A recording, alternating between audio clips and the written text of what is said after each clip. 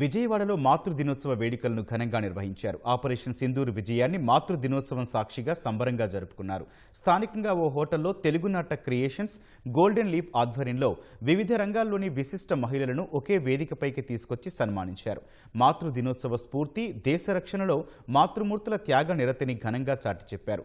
Operation Sindoor ద్వారా భారతదేశం అంటే ఏంటో ప్రపంచానికి చాటి చెప్పినట్లు ప్రముఖ కూచిపూడి నృత్యకారిణి స్వాతి సోమనాథ్ అభిప్రాయపడ్డారు. మహిళలు తలుచుకుంటే ఏ రంగంలోనైనా రాణిస్తారని ప్రముఖ వైద్యురాలు అక్కినేని మణి చెప్పారు.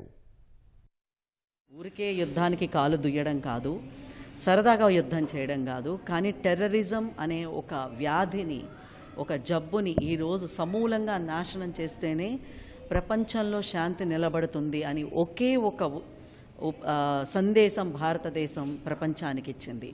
అది అంత ఈజీ విషయం కాదండి. ఎందుకంటే ఒక రూట్ దగ్గరికి వెళ్ళిపోయింది టెర్రరిజం అన్నది. వేళ్లల్లో పాతుకుపోయిన దాన్ని బయటికి పెకిలి తీసి దాన్ని సమూలంగా నాశనం చేయడం అన్నది ఒక రోజులో జరిగే పని కాదు. కానీ ఈరోజు ఈ ఆపరేషన్ సింధూర్ ద్వారా మన ప్రభుత్వం ప్రపంచానికి ఇది పెకిలించవచ్చు, ఒక దేశం తలుచుకుంటే పెద్ద విషయం కాదు అన్నది నిరూపించింది.